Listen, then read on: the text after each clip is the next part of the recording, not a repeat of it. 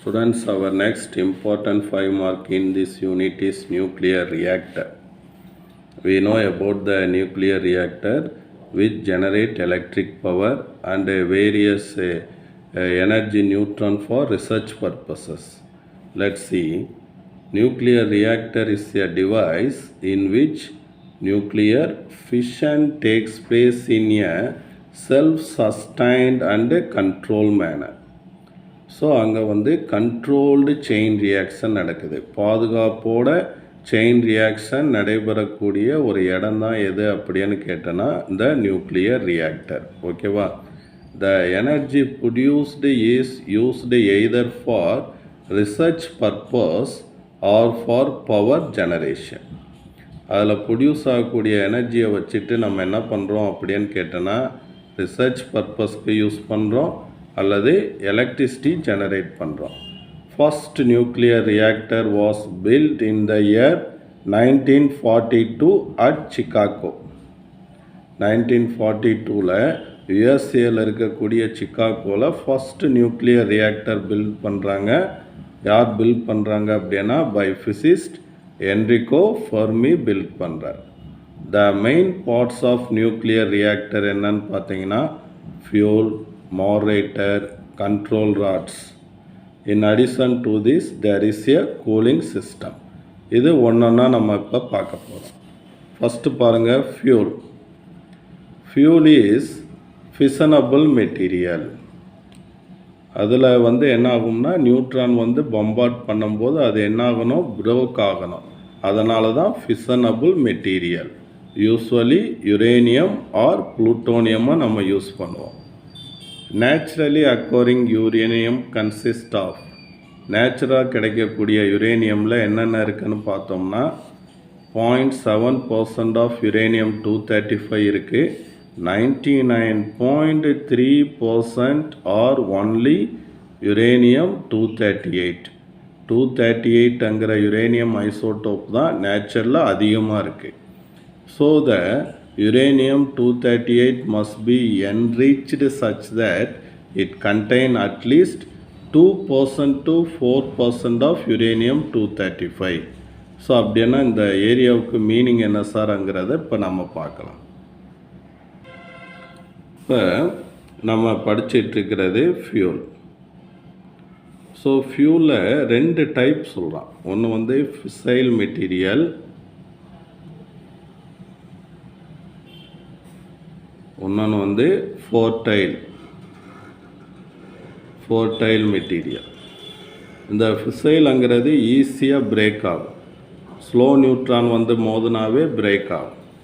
ஃபோர்டைலுங்கிறது fast நியூட்ரானை வச்சு மட்டும்தான் break பண்ண முடியும். ஆனால் நியூக்ளியர் ரியாக்டரில் we use only slow neutron. So இந்த நியூட்ரான் டிஸ்கவரியில் எனர்ஜியெல்லாம் சொல்லியிருந்தோம். ஸ்லோ நியூட்ரான்னா 0லேருந்து 1000 எலக்ட்ரான் வோல்ட் வரைக்கும் எனர்ஜி இருக்கிறது தான் ஸ்லோ நியூட்ரான். அப்போ நம்மளுக்கு என்ன தேவை அப்படின்னா fissile material, that is fissionable material.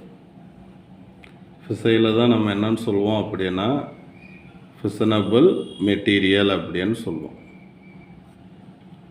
ஓகேவா?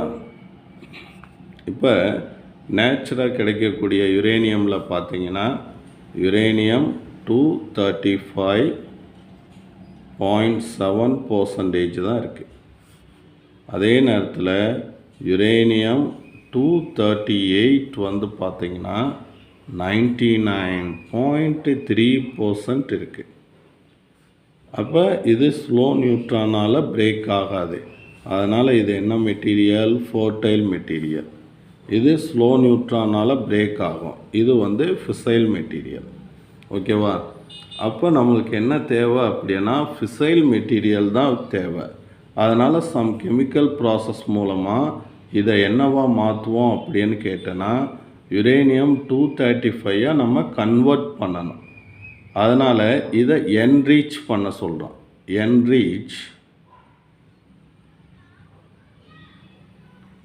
என்ரிச்டு யுரேனியமாக மாற்றணும். அதில் எவ்வளவு இருக்கணும்னா 2 to 4% ஆஃப் யுரேனியம் 235 மாற்றிட்டு நம்ம யூஸ் பண்ணணும் அப்படின்னு சொல்கிறோம். ஸோ இதுதான் இந்த பாயிண்ட்க்குரிய விளக்கம். இப்போ வந்து பார்த்திங்கன்னா யுரேனியம் ரெடி. யுரேனியமை பிரேக் பண்ண வைக்கிறதுக்கு என்ன வரணும்? இனிஷியலாக பிரேக்கிங் கொடுக்கணும். யுரேனியம் பிரேக் ஆனால் 3 நியூட்ரான் வரும், அதிலிருந்து சப்சிக்வெண்ட்டாக கொலிஷன் நடக்கும். ஓகேவா? பட்டு த ஃபிஷன் இனிஷியேட் பண்ணணும். இனிஷியேட் பண்ணுறதுக்கு we need a neutron source. அப்போ தான் இங்கே நியூக்ளியஸ் வந்து பிரேக் ஆகும். அப்போ நியூட்ரான் சோர்ஸாக எதை யூஸ் பண்ணுறோம் அப்படின்னு கேட்டிங்கன்னா, a mixture of beryllium with a plutonium or polonium use பண்ணுறோம். ஸோ இது neutron source. So a mixture of beryllium with plutonium or polonium is used as the neutron source. அதை சிம்பிளாக இப்படி எழுதி வச்சுக்கிறேன். இது ஈஸியாக உங்களுக்கு நினைவில் இருக்கும். நியூட்ரான் சோர்ஸ் இஸ் பெரிலியமோட புளூட்டோனியம் சேர்க்கலாம் ஆர் பொலோனியம் சேர்க்கலாம். ஓகேவா? அடுத்து பாருங்கள், during fission of uranium 235 only fast neutrons are emitted. அப்போ யுரேனியம் 235 பிரேக் ஆகும்போது அதிலிருந்து என்ன நியூட்ரான் தான் வெளியே வரும்? ஃபாஸ் நியூட்ரான் தான் எமிட் ஆகும். பட் ஃபாஸ் நியூட்ரான் எமிட் ஆகும்போதே அதெல்லாம் ஸ்பீடாக போகும்போது அடுத்த யுரேனியம் கூட அது மோதுமாங்கிற வாய்ப்பு குறைவு. So the probability of initiating fission by it in another nucleus is very low. Therefore slow neutrons are preferred for maintain nuclear reaction. அதனால் நியூக்ளியர் ரியாக்டருக்குள்ளே அந்த ரியாக்ஷனை கேரி அவுட் பண்ணுறதுக்கு நம்மளுக்கு ஸ்லோ நியூட்ரான் தான் தேவை. இப்போ மாடரேட்டருக்குள்ளே வருவோம். இப்போ யுரேனியம் நியூக்ளியஸ் பிரேக் ஆகும்போது அதிலிருந்து என்ன கிடைக்குது? ஃபாஸ் நியூட்ரான் கிடைக்குது. ஃபாஸ் நியூட்ரானை நம்ம என்னவா மாற்றணும்? ஸ்லோவாக மாற்றணும். அதுக்கு யூஸ் பண்ணக்கூடிய அந்த மெட்டீரியல் தான் என்னது? Moderators. Moderator is a material used to convert fast neutron into slow neutron. Usually, the moderator are chosen in such a way that they must be light nuclei having mass comparable to that of neutron. அப்போ நியூட்ரானுடைய mask கம்பேரபிளாக இருக்கிற மாதிரி இருக்கக்கூடிய ஒரு light நியூக்ளியை தான் நம்ம எதாவது choose பண்ணணும்? மாடரேட்டராக choose பண்ணணும். இப்போ திஸ் லைட் நியூக்ளியை என்ன பண்ணோம் அப்படின்னு கேட்டோன்னா, நியூட்ரான் கூட கொலைட் ஆகும். கொலைட் ஆகிறது எலாஸ்டிக் கொலிஷன். ஓகேவா? அப்போ எலாஸ்டிக் கொலிஷன் மூலமாக collide ஆகும்போதே these light nuclei undergo collision with fast neutron and the speed of neutron is reduced. இதுக்கு ஒரு விளக்கம் கொடுத்துருக்காங்க. That a billiard ball striking a stationary billiard ball of equal mass.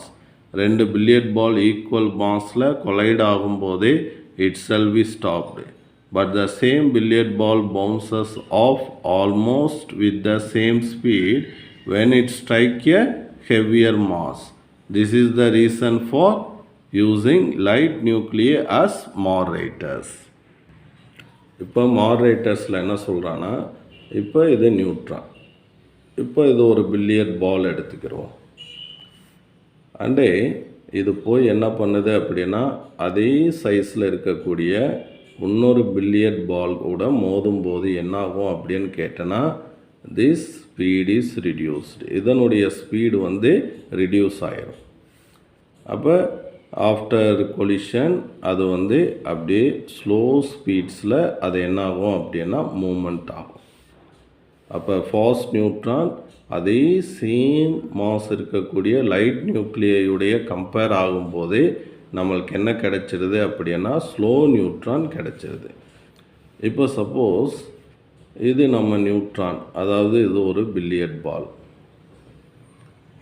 இது ஃபாஸ்ட்டாக வருது. இப்போ இந்த இடத்துல அதனுடைய மாஸை விட ஹெவியர் மாஸ் இருக்கக்கூடிய ஒரு பில்லியர்ட் பாலை நான் இந்த இடத்துல வைக்கிறேன். அப்போ ஹெவியர் மாஸோட இது கொலைட் ஆகும்போது இட் பவுன்சஸ் பேக். அது என்னாகும் அப்படின்னா bounces back with the same speed. அதே ஸ்பீடில் அது பவுன்ஸ் ஆயிரும்.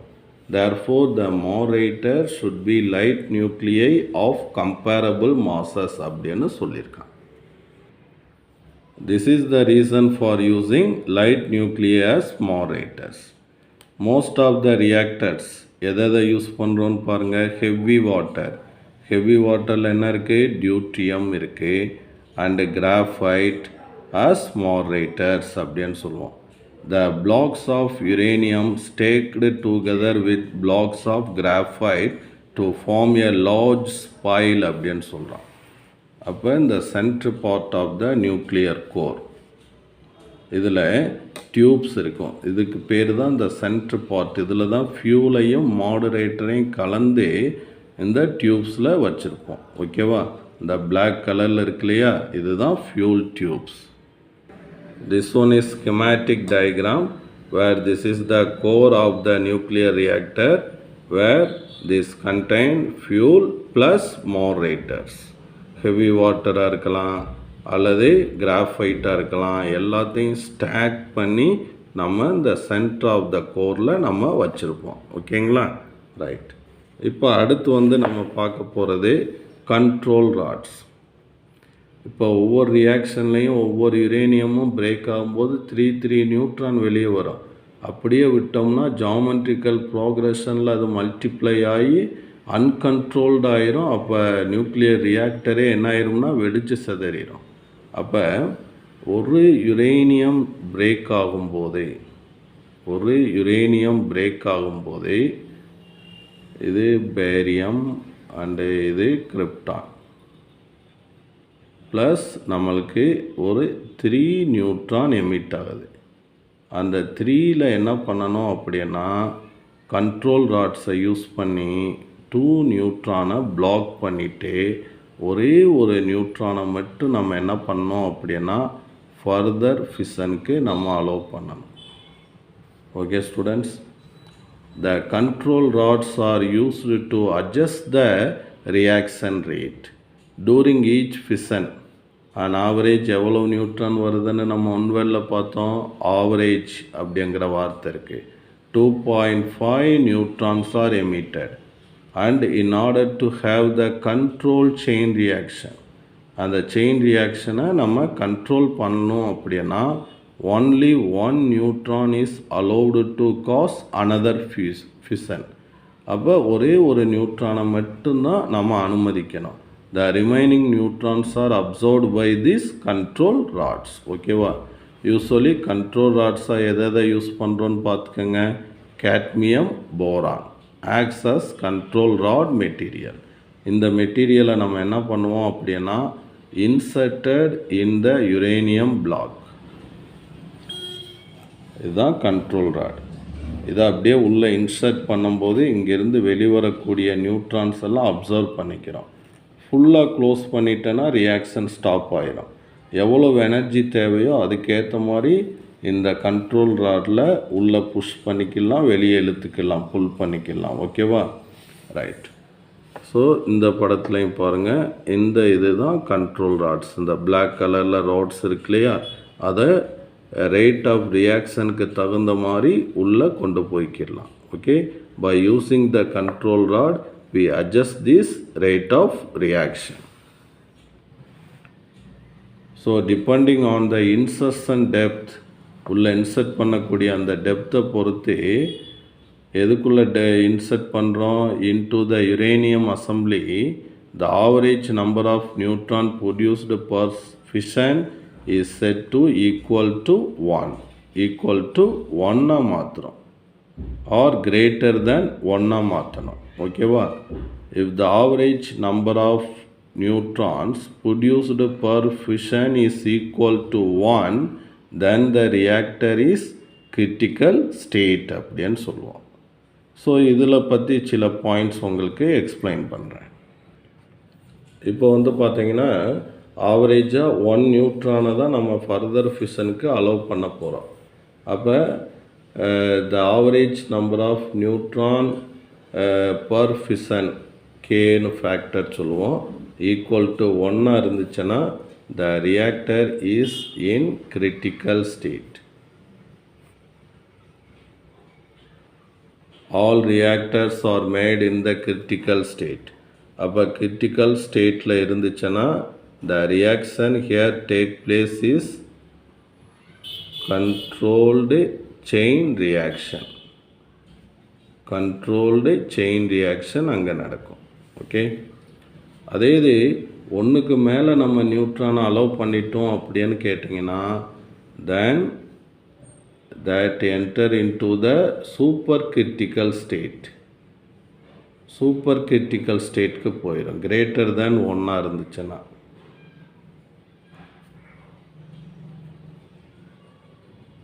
supercritical state அப்போ வந்து ரியாக்ஷன் என்னவா மாறிடும், அன்கண்ட்ரோலாக மாறிடும்.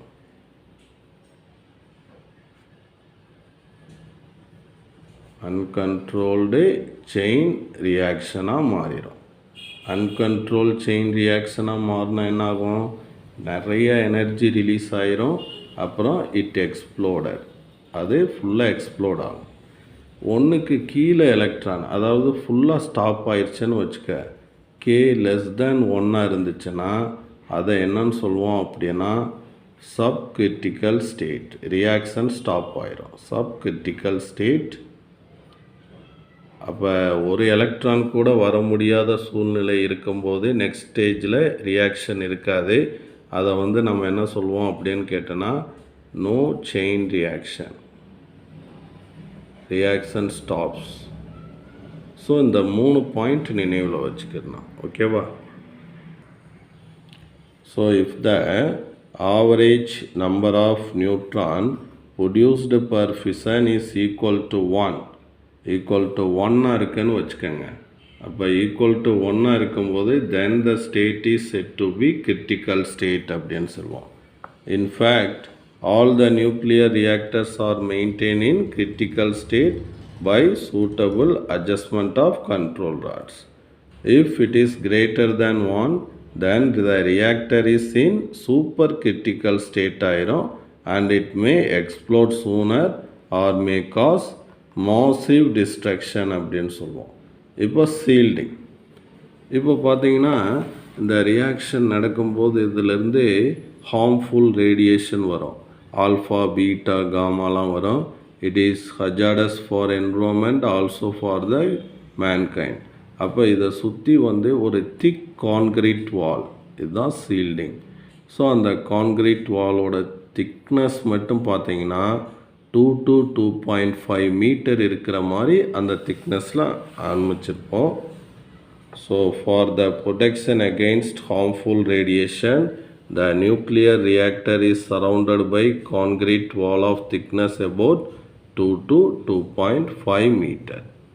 அடுத்து இந்த கூலிங் சிஸ்டம். அப்போ இங்கே உள்ள வந்து கோரில் வந்து ரியாக்ஷன் நடக்கும்போது நிறைய ஹீட் எனர்ஜி ஜெனரேட் ஆகும். அதெல்லாம் நம்ம என்ன பண்ணணும் அப்படின்னா ரிமூவ் பண்ணணும். ஓகேவா? ரைட். அப்போ the cooling system remove the heat generated in the reactor core. அது என்ன பண்ணுது அப்படின்னு கேட்டோன்னா ரிமூவ் பண்ணுது. அப்போ கூலண்ட்ஸ், கூலிங் சிஸ்டமில் யூஸ் பண்ணக்கூடிய அந்த லிக்விட்ஸ்க்கு பேர் கூலண்ட்ஸ். கூலண்ட்ஸாக எதை யூஸ் பண்ணுறோம், ordinary water, heavy water, liquid சோடியம்லாம் யூஸ் பண்ணுறோம். இந்த கூலண்ட் எப்படி இருக்கணும், நிறைய ஹீட்டை அப்சர்வ் பண்ணக்கூடிய கெப்பாசிட்டி இருக்கணும், ஹை ஸ்பெசிஃபிக் ஹீட் கெப்பாசிட்டி. அதே நேரத்தில் எவ்வளோ ஹீட்டை அப்சர்வ் பண்ணாலும் அது லிக்யூடாகவே இருக்கணும், அது வேப்பர் ஆகிடக்கூடாது. அதனால் ஹை ஸ்பெசிஃபிக் ஹீட் கெப்பாசிட்டி ஒன்று, have large boiling point under high pressure அப்படின்னு சொல்கிறான். அப்போ this coolant passes through the fuel block, carries away the heat to the steam generator through heat exchanger அப்படின்னு சொல்லியிருக்கான். அப்போ பாருங்கள், இந்த பம்ப்லேருந்து என்ன பண்ணுது, கூலண்ட் உள்ளே வருது. உள்ளே போய் இங்கே இருக்கிற ஹீட்டெல்லாம் அப்சர்வ் பண்ணிவிட்டு அது அப்படியே வெளியே வருது. வெளியே வரும்போது ஹாட் வாட்டர் ஹாட்டாக வருது. இது வந்து ஸ்டீம் எக்ஸ்சேஞ்சர். அப்போ இந்த பைப் லைனுக்குள்ளே போகும்போது இதை சுற்றி கூல் வாட்டர் இருக்கும். அப்போ இதுக்குள்ளே சூடான லிக்விடு போகும்போது என்ன வெளியே வரும், இந்த சரௌண்டிங்கில் இருக்கக்கூடிய வாட்டர் எல்லாம் என்ன ஆயிரும், வேப்பர் ஆகி ஹை ஸ்பீடில் ஸ்டீமை ப்ரொடியூஸ் பண்ணோம். இதை தான் ஹீட் எக்ஸ்சேஞ்சர் அப்படின்னு சொல்கிறோம். அந்த ஸ்டீமுக்கு வந்து ஹை பவர் இருக்குது. அது அப்படியே இங்கே போகும்போதே இந்த டர்பைனை என்ன பண்ணிடும் அப்படின்னா ரொட்டேட் பண்ணோம். அது எங்கே இருக்கும், எலக்ட்ரோ மேக்னெட்டுக்கு நடுவில் வச்சுருப்பாங்க. அப்போ எலக்ட்ரோ மேக்னெட்டுக்கு நடுவில் ஒரு டர்பைன் சுற்றும் போது ஃப்ளக்ஸ் லைன்ஸ் எல்லாம் கட் ஆகும்.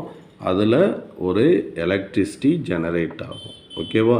அப்போ எலக்ட்ரிசிட்டியை நம்ம ஜெனரேட் பண்ணி எடுத்துக்கிடுவோம். அடுத்து அந்த ஸ்டீம் கீழே இறங்கும்போது திரும்ப கூலாகி இதுக்குள்ளே போயிடும். இதுதான் இப்போ electricity generation. Okay, this coolant passes through the fuel block and carries away the heat to the steam generated through heat exchanger. The steam runs the turbine which produce electricity in power station. So இது வரைக்கும் நம்ம வந்து இந்த 5 mark எழுதணும். ரொம்ப இம்பார்ட்டண்டான 5 mark. இப்போ இந்தியாவில் எடுத்துக்கிட்டிங்கன்னா ஹேஸ் 22 நியூக்ளியர் ரியாக்டர்ஸ் இன்றைக்கி ஆப்ரேஷனில் இருக்குதுன்னு சொல்லியிருக்கான். தமிழ்நாட்டில் வந்து nuclear reactor construction at Kalpakkam and Kudankulam. Okay, so நம்ம ஏம் என்ன அப்படின்னு கேட்டோன்னா, nuclear reactors are aim to cater to our energy need in practice. இப்போ வந்து நம்மளுக்கு தேவையான எலக்ட்ரிக் எனர்ஜியை அது உருவாக்குறது தான் நம்மளுடைய ஏம். பட் இன் ப்ராக்டிஸில் பார்த்தீங்கன்னா nuclear reactors now are able to provide only 2% of energy requirement of India. அப்போ இந்தியாவில் தேவைப்படக்கூடிய அந்த எலக்ட்ரிசிட்டியில் 2% தான் அந்த ரியாக்டர்ஸ் மூலமாக நம்மளுக்கு கிடைக்கிது அப்படிங்கிறத சொல்லியிருக்காங்க. Okay students.